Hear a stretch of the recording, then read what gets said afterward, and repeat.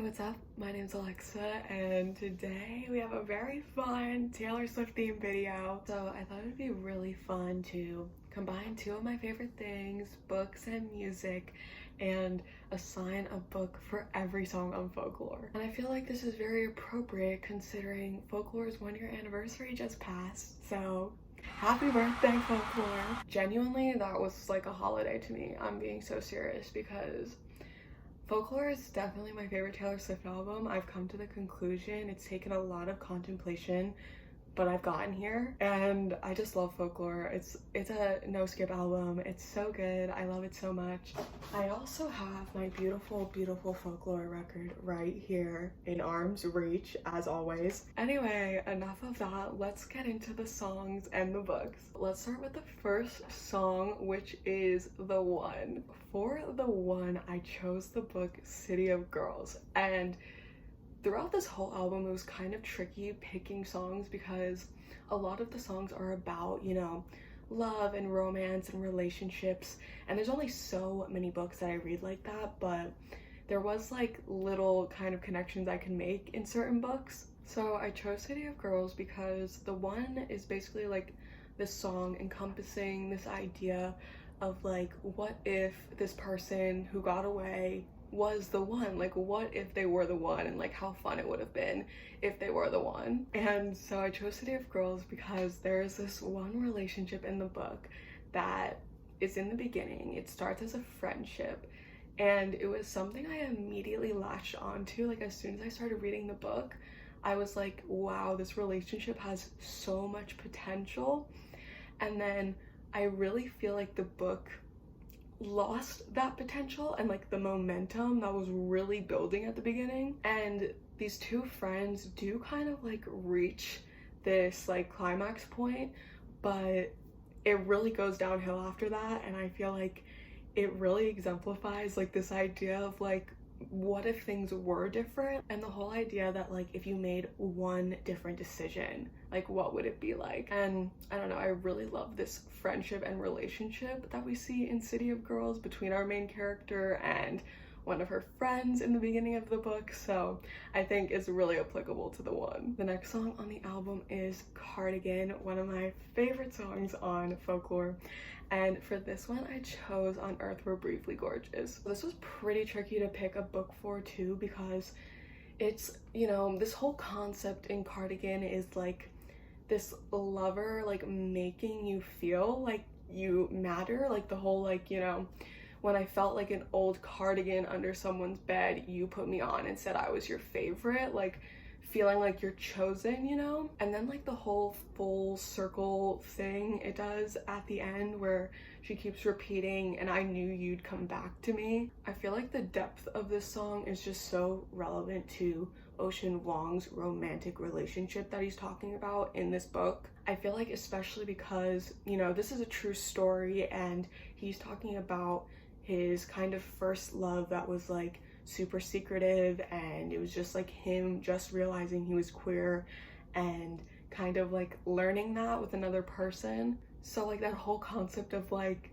kind of feeling chosen and feeling like someone was, you know, choosing you and taking care of you. I feel like the complicatedness and the intensity of like a relationship being so intense but like undefined is really relevant in Cardigan. The next song is The Last Great American Dynasty, and remember when I said this was a no skip album?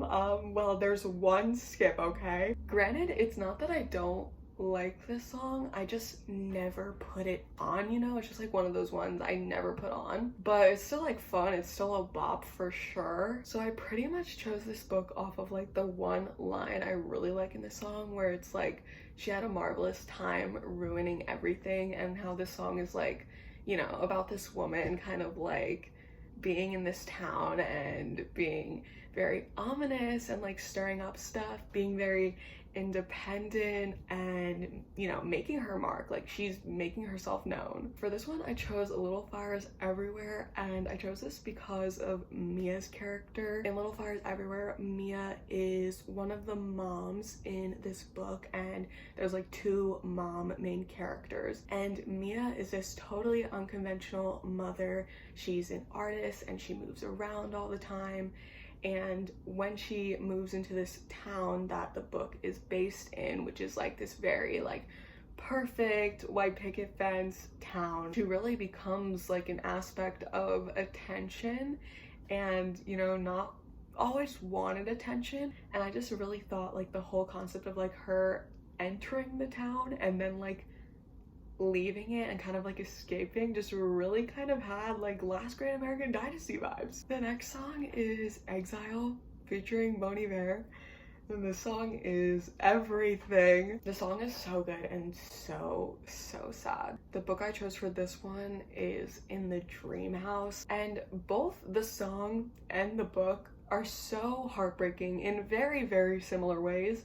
Basically, Exile is kind of like, you know, it's both Taylor Swift and Bon Iver singing like kind of back and forth to each other, and it's like about this relationship that didn't work out because of like obvious communication problems, and this whole idea that like, you know, now I'm in exile seeing you out, like you're not my town, you're not my homeland anymore. And I feel like this makes a lot of sense, like paralleling The Dream House with this song, because The Dream House is a memoir about this woman in a queer abusive relationship, and I feel like it just has the same exact energy of the song where like you're just watching something so sad and messy and ugly and pitiful happening, and you're just like the observer, like watching how sad and broken relationships can get and like how honest it is. The book is just like so raw, so personal, and this song I feel like is something that, even though it's only like 3-4 minutes, it really just takes you on this whole journey, tells a whole story, and they're both just so beautiful, and I feel like they encompass each other very well. The next song on this album is My Tears Ricochet, which I would argue is my favorite song off this album. I feel like it is underrated and it is so beautiful. And for this, I chose the book Crush by Richard Seekin. This is actually a poetry collection, and I chose this because I feel like it has such a similar emotional intensity. And basically, My Tears Ricochet is this song kind of about like someone leaving you, but like in a really mean and ugly way, and like just like this idea of like a betrayal happening, and almost like this idea that like the both of you never thought something like this could happen, but look how like upset you made each other, like look how much you broke one another. And I feel like in Crush, like the way Richard Seekin writes about his romantic relationships is just like so intense and has such a similar energy of this idea that like you were hurt, and it's almost like it feels like you want to seek revenge, but you're also just like observing how the other person hurt you and betrayed you and how like their actions affected the both of you. And one of my favorite lines in this song is, I can go anywhere I want, just not home, and you can aim for my heart, go for blood, but you would still miss me in your bones. And I feel like in Crush, like the whole like concept of falling in love, missing someone, it being messy and complicated and confusing, but also just like so intense, it's just very My Tears Ricochet. The next song on this album is Mirrorball, and for this one I chose Written in the Stars. So I chose Written in the Stars because I feel like this makes a lot of sense for our character Elle, in the fact that like this song kind of expresses like being that person that's like giving more and kind of being seen as like, you know, almost weak for that. And this whole idea that like I'll show you every version of myself tonight, and the vulnerability of that, and just this whole idea that like your reflection and how someone else is reflecting from you and like from your actions changes them, but also like you're kind of, you know, trying to get their attention. It's just very Elle to me. Like, I feel like Elle is the character who is just like, I love love, I want to be vulnerable, but I can't find someone to be vulnerable with. And then when she finds Darcy, and Darcy is like the complete opposite, very scared to be like that, very scared to be in a relationship, she, you know, has a really positive impact on her. And I feel like Elle's softness is really like emphasized in Mirrorball. Like, that correlation, I just feel like is so Elle. The next song is 7, and for this one I chose Aristotle and Dante, Discover the Secrets of the Universe. So 7 is a song about being 7 and like the playfulness of being a child, and just like the innocence and the joy of being a child and having friendships as a child, and, you know, being fearless as a child. And I chose Aristotle and Dante because I feel like their friendship is very childlike in the way that it's so pure and innocent and real, and just how sweet their relationship is, of like them becoming friends and like really being each other's first friends. Her touching upon like family dynamics is so relevant to Aristotle and Dante. Like, so much of it is about both of the boys' families, and the lyric about not having to hide in the closet and like both of them discovering their queerness together, like, I just feel like this makes perfect sense. The next song is August, and for this one I chose the Falling in Love montage. I feel like this one is perfect for August, especially because August is literally just about like, you know, having a fling like in the summer, like having a summer fling, and like being lost in the memory and the person not really being yours and you having nothing to lose because they were never really mine.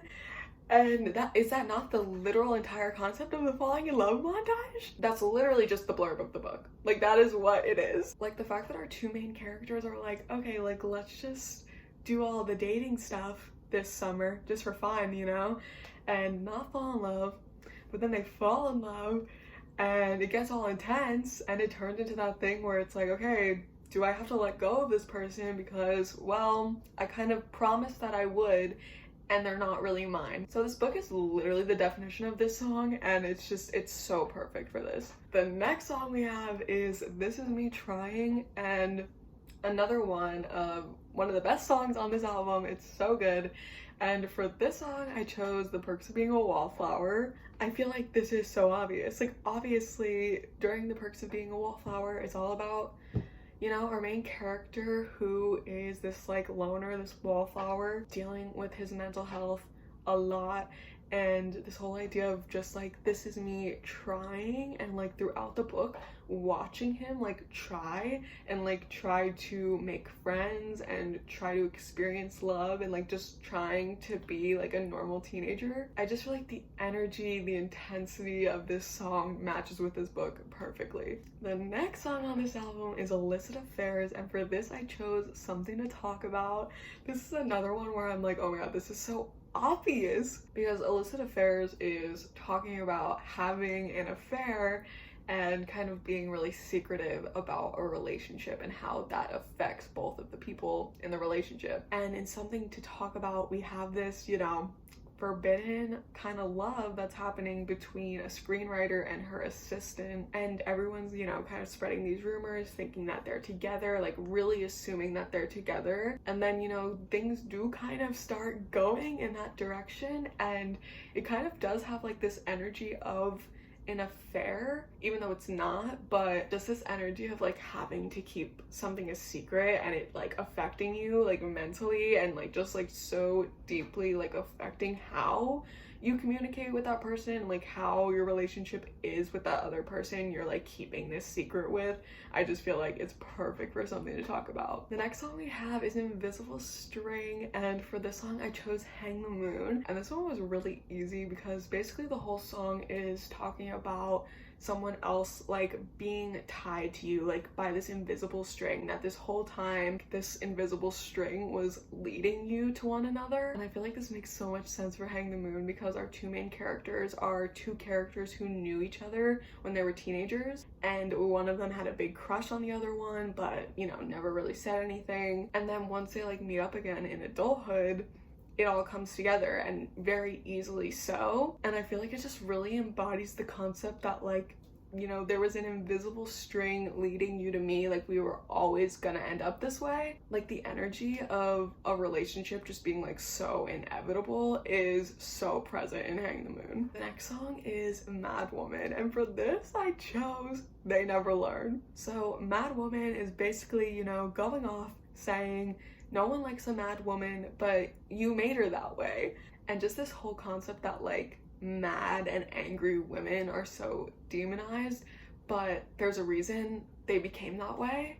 And I just thought They Never Learn was so perfect for this, because They Never Learn is about this woman serial killer who is killing the men on campus who she thinks deserves it, like rapists and abusers. And so I feel like the energy is pretty applicable. She's a mad woman. She has a really deep motive for being so angry and so mad. And I feel like that's kind of what makes the book so interesting, because, you know, it really toys with the concept of right and wrong, because she's a serial killer killing people because of like trauma that she's endured, and it's just like such an interesting concept. I love this book. It's one of my favorites. The lyrics in this song are just so good. Like, every time you call me crazy, I get more crazy. What about that? I also feel like this song really radiates I Did Something Bad by Taylor Swift energy, but that's on Reputation, so that's another story. The next song is Epiphany, and this one was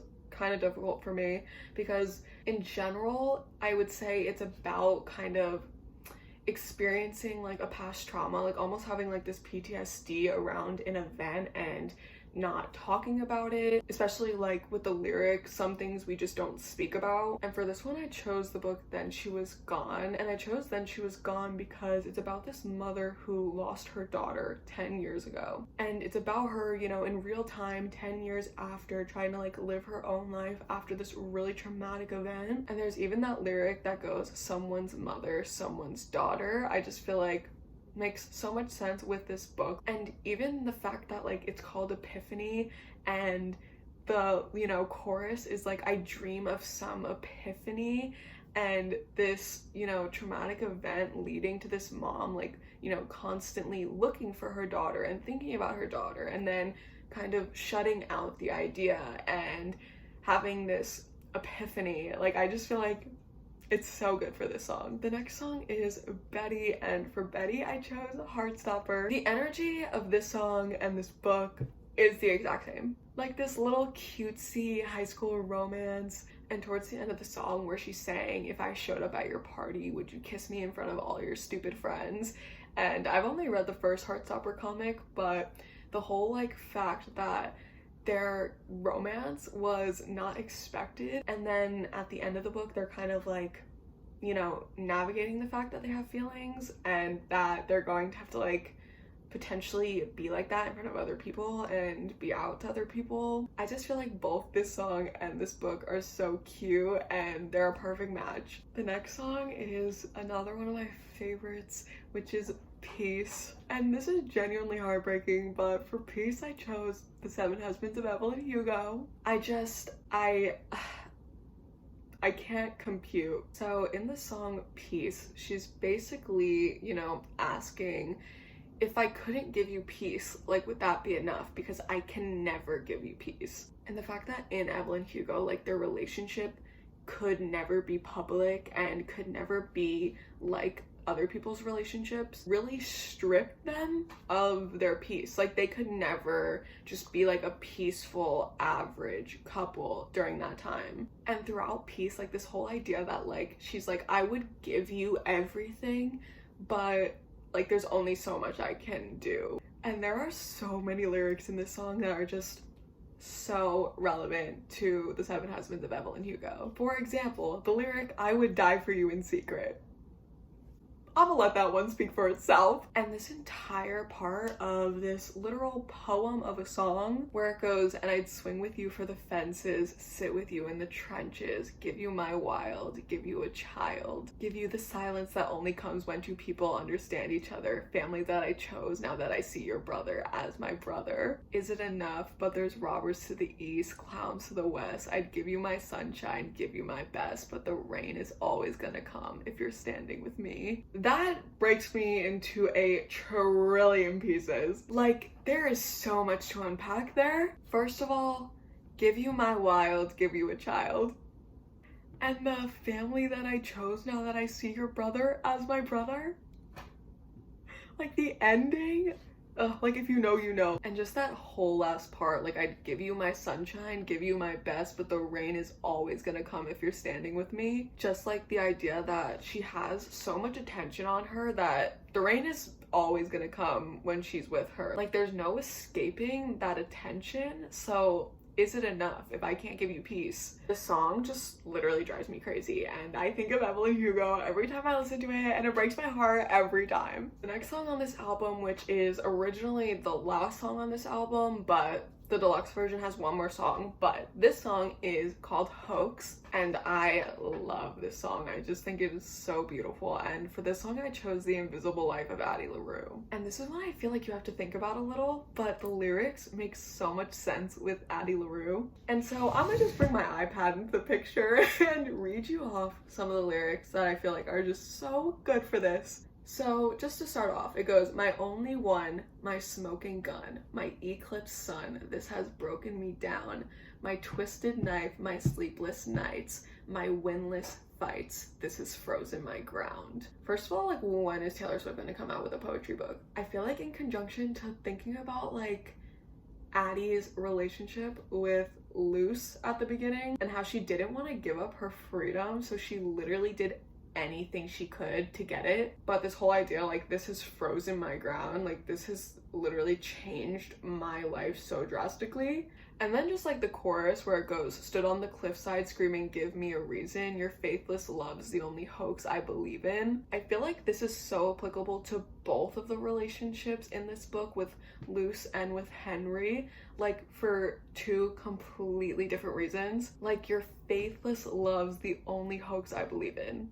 Like, just think about that for a second. Like, a moment of silence, please. This lyric too, where it goes, my best laid plan, your sleight of hand, my barren land, I am ash from your fire. I just feel like that lyric makes so much sense with, like, her relationship with Luce. Like, I am ash from your fire. And towards the end, it even mentions New York, which is where Addie LaRue is set. And the part where it goes, you knew you won, so what's the point of keeping score? You knew it still hurt underneath my scars from when they pulled me apart, but what you did was just as dark. Addie in the beginning of this book is a real crossroads, feels like she has no freedom and she really didn't. And the whole, like, the scars from when they pulled me apart when she was hurt in her past, but what you did was just as dark, and like what Luce did to her in her future. And this whole, like, manipulation of, like, trying to get someone to believe that you're doing the right thing for them, but like what you did was just as dark. I feel like this song just really emphasizes the really dark and sad parts of Addie LaRue, the parts that are just so heartbreaking to think about, just like the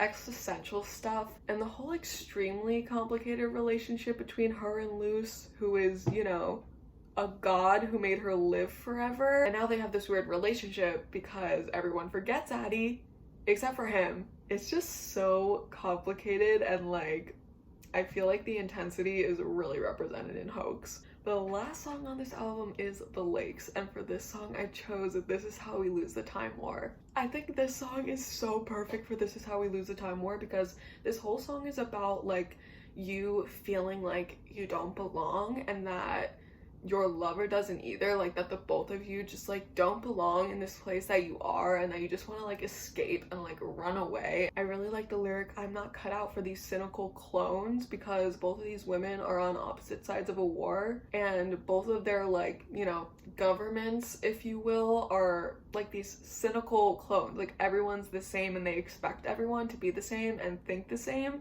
so like them challenging that idea is totally abnormal. Just the like exploration of wanting to be somewhere with someone and like have no one else involved and like stay there forever and like have this sort of peace, but also like the juxtaposition of the immense grief that would come with all of that. I just think the love story in the lakes makes so much sense when you think of the love story and This Is How You Lose the Time War. I feel like especially because in the book it's such a forbidden romance, and in this song it's literally just talking about like getting away from everyone and like being able to be together, you know? So it just makes such perfect sense. Alright, so that is the last song on Folklore, this incredible, beautiful, amazing, spectacular, never been done before album. So if you're a fan of Folklore, let me know if you think any of these like made sense, and also if you have any comparisons yourself, because I would love to read books that have the same energy as Folklore. But yeah, this was really fun. Maybe I'll do this with more Taylor Swift albums, or you know, like other albums, but I really only listen to Taylor Swift, so I wish that was literally a joke, but it's like literally not a joke. So anyway, that's all for now. Thank you so much for watching and hanging out with me, and I'll see you in my next video. Bye!